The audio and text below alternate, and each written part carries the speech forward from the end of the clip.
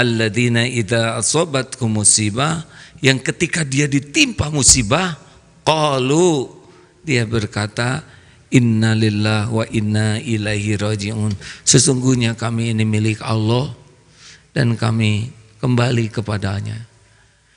Mereka itulah yang akan mendapatkan curahan keberkahan yang besar, rahmat Allah, ampunan dan petunjuk.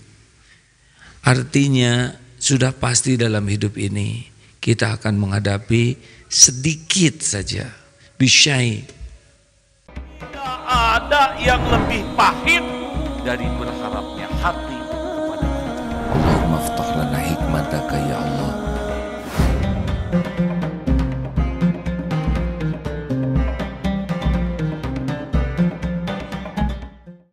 Asyhadu an la ilaha illallah wahdahu la syarikalah wa asyhadu anna Muhammadan abduhu wa rasuluh.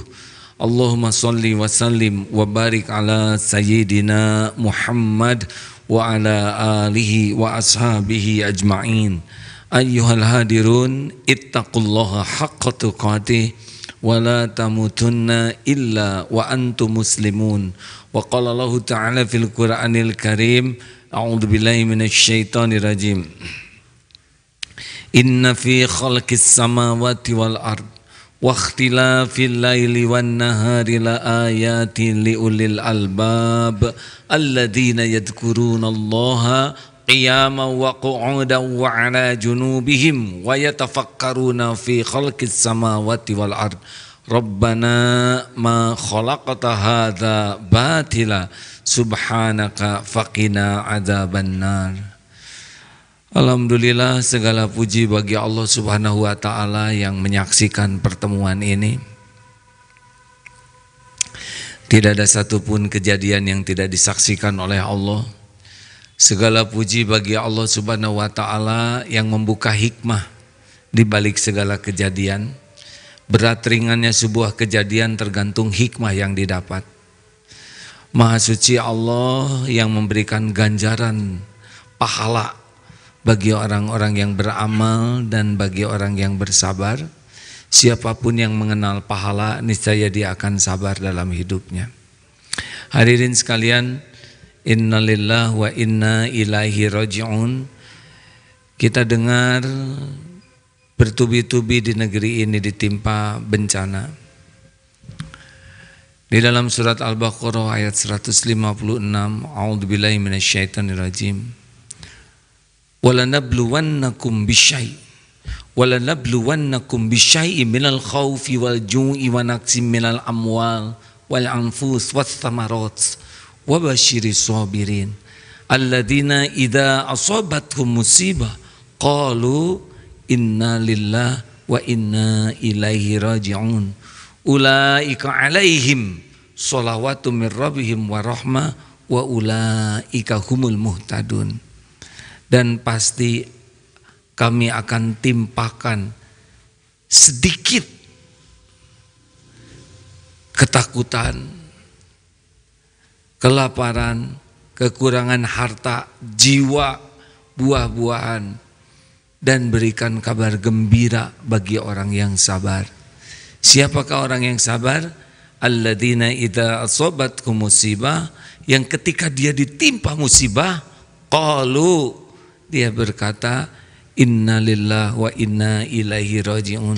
Sesungguhnya kami ini milik Allah dan kami kembali kepadanya. Mereka itulah yang akan mendapatkan curahan keberkahan yang besar, rahmat Allah, ampunan dan petunjuk. Artinya sudah pasti dalam hidup ini kita akan menghadapi sedikit saja bisyai. Karena dalam hidup ini hanya ada 4 kejadian. 1, kita akan berbuat baik karena kita bukan setan, tapi kebaikan tidak akan membahagiakan dan memuliakan kecuali dengan kunci ikhlas.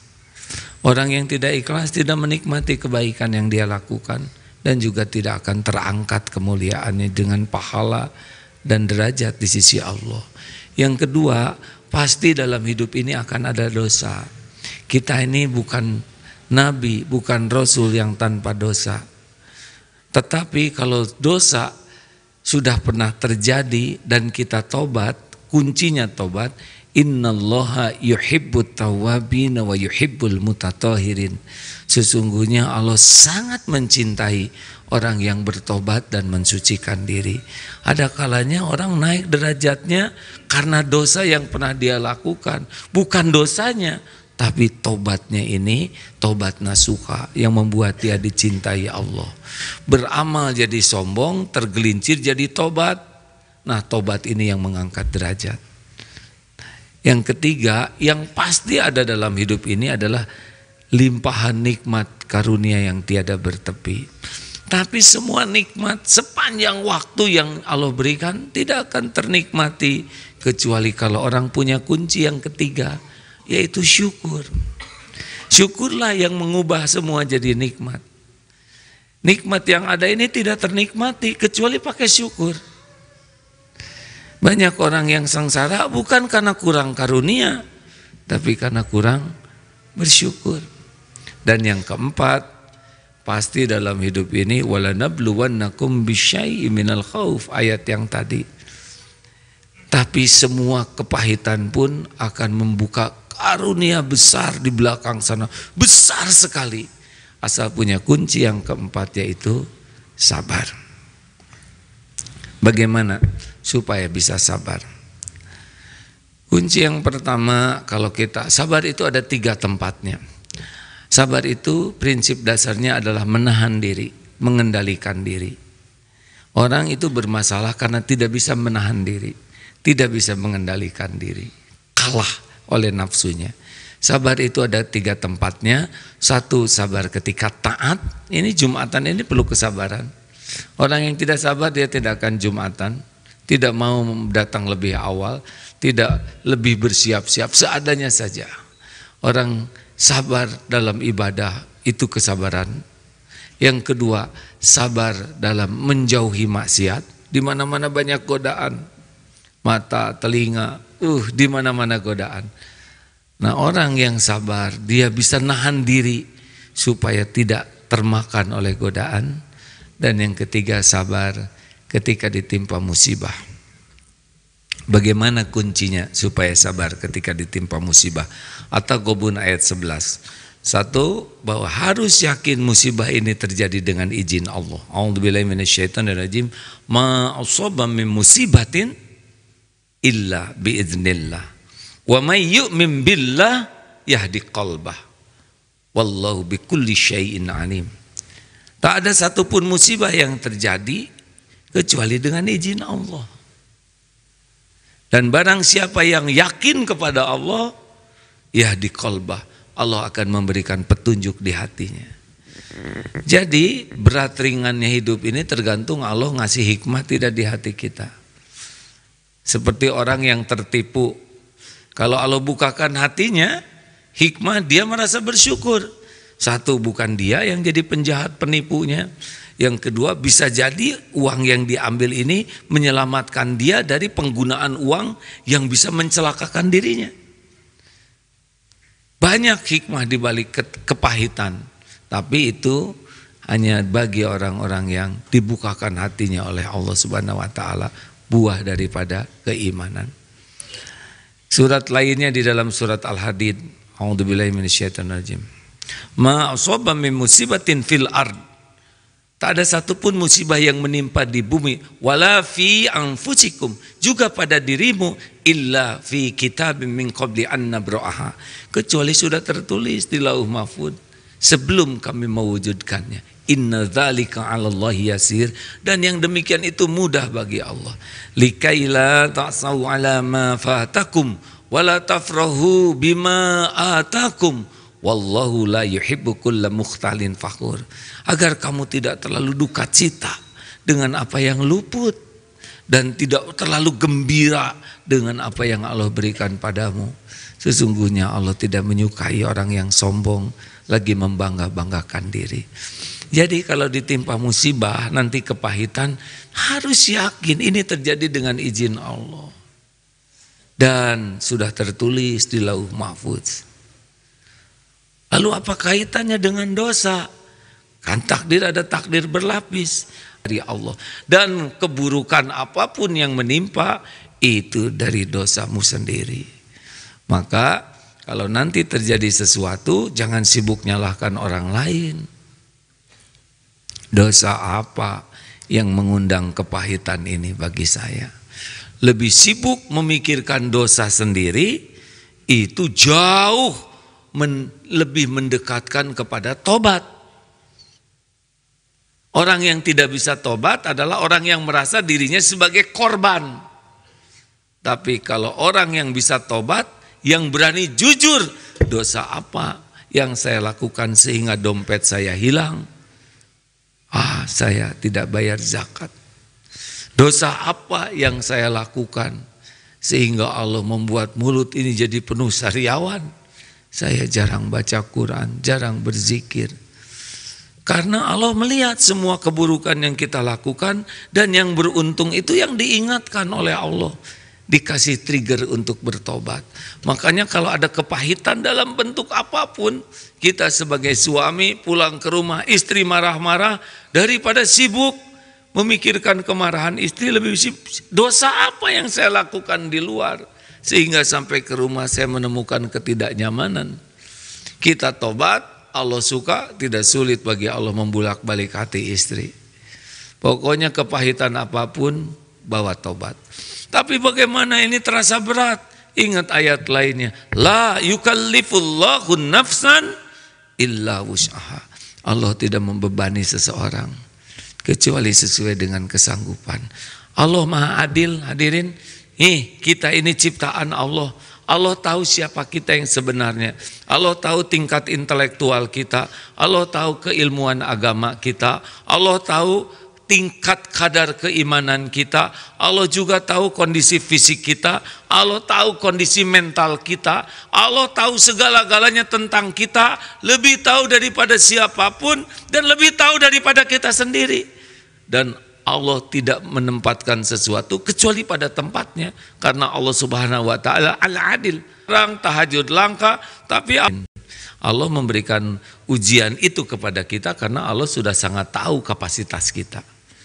Makanya wasta'inu bis-sabri was-shalah. Jadikan sabar dan sholat sebagai penolongmu. Jadi kapan pertolongan Allah?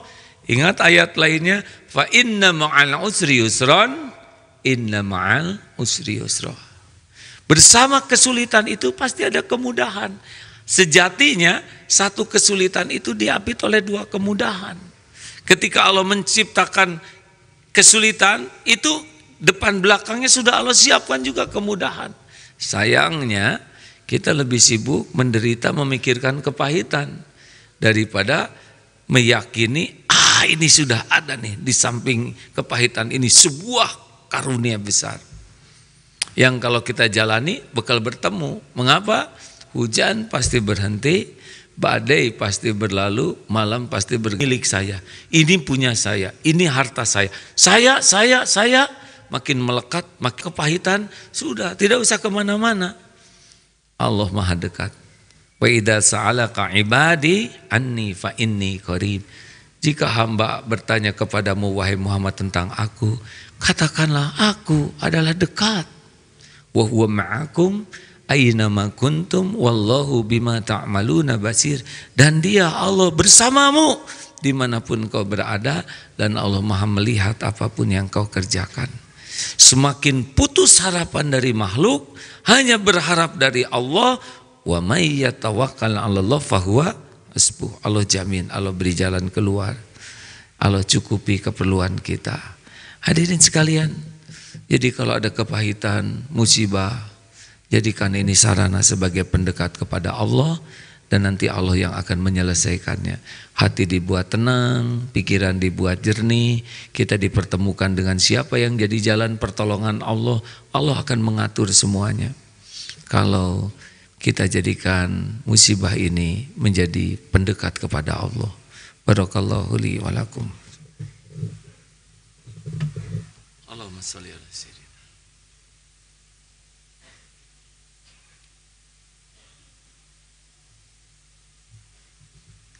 Alhamdulillahirabbil alamin.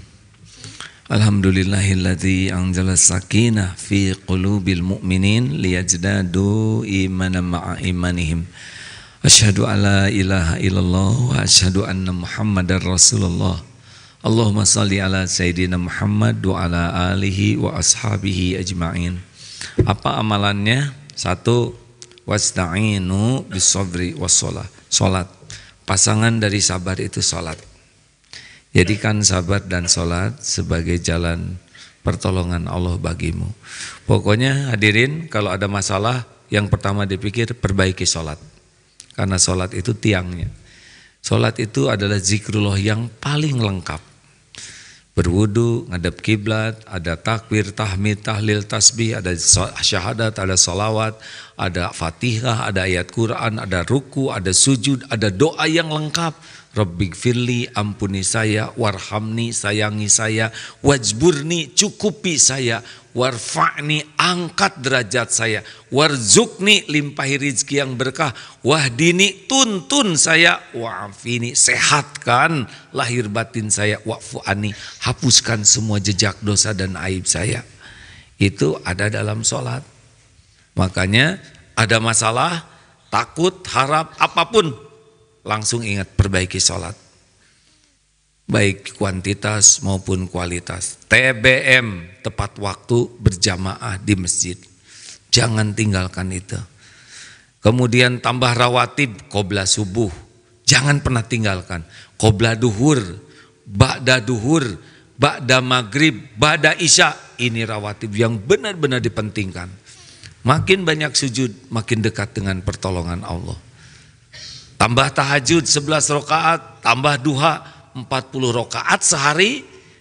Kalau ikhlas dan sekuat tenaga khusyuk, kita lihat saja hadirin.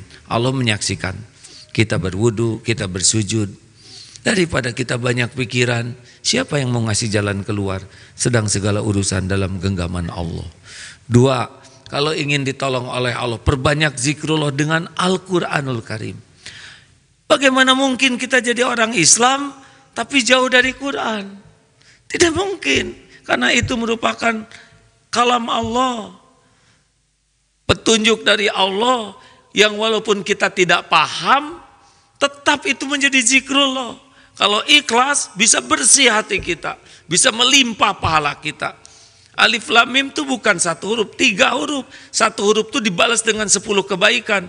Bismillahirrahmanirrahim, itu 190 kebaikan yang kita lakukan. Bisa dibayangkan kalau kita banyak membaca Quran, kita banyak membaca WA, kurang membaca Quran, itu siapa yang nolong kita? Sedangkan membaca Al-Quran itu sangat disukai oleh Allah. Keluarga Allah, ahlullah, minimal 1 juz 1 hari. Cobalah hadirin, kita lihat nanti keajaiban demi keajaiban akan terjadi. Hanya 1 jam saja, dipotong-potong. Sebelum sholat 1 lembar, sesudah sholat 1 lembar, 5 kali sholat selesai 1 juz. 1 halaman tuh hanya 3 menit kalau mau berlama-lama. Kita ngobrol, kita buka WA, kita banyak, berapa jam. Nonton TV berapa jam, nonton sepak bola berapa juz. Padahal jaminan dari Allah kalau kita membaca Al-Quran dengan tulus. Mau ditolong lagi oleh Allah, banyak istighfar. Karena Nabi Adam ditimpa musibah berat dari sorga turun ke bumi, kembali dimuliakan Allah. Rabbana zolamna anfusana wa illam taghfir lana wa tarhamna lanakunanna minal khasirin. Tobat. Nabi Yunus meninggalkan umat, ditegur oleh Allah dengan 3 kegelapan, gelapnya malam, dimasukkan ke dalam gelapnya lautan, dimakan ikan, gelapnya perut ikan, lolos dengan apa? Tobat. La ilaha illa anta subhanaka inni kuntu minaz zalimin. Tiada ilah selain Engkau ya Allah, Maha suci Engkau, semua takdirmu pasti baik, tidak ada yang salah, tidak ada yang kurang. Inni kuntu minaz zalimin, saya manusia zalim, bergelimang dosa, berselimut aib. Akui, Allah senang melihat orang yang mengakui dosanya. Yang keempat, wallahu fi aunil abdi maka al abdu fi auni akhi. Allah selalu nolong orang yang senang nolong. Makanya kalau kita ditimpa musibah, yang kita pikirkan nolong sebanyak mungkin. Dengan harta, tenaga, waktu, pikiran, berbuat sebanyak mungkin. Karena makin banyak menolong, makin ditolong.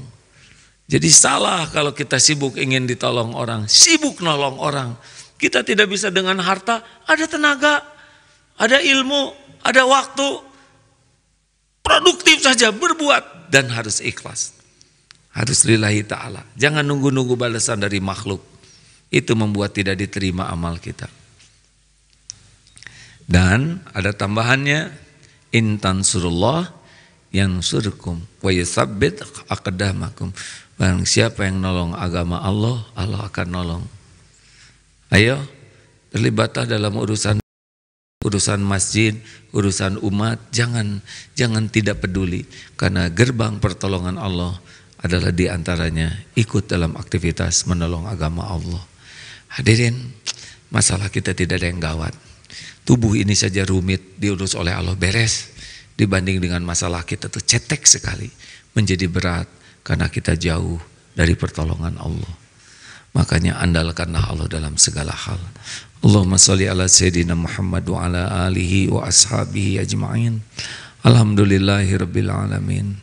Ya Allah Rabbana zalamna anfusana wa illam taghfir lana wa tarhamna lanakunanna minal khasirin.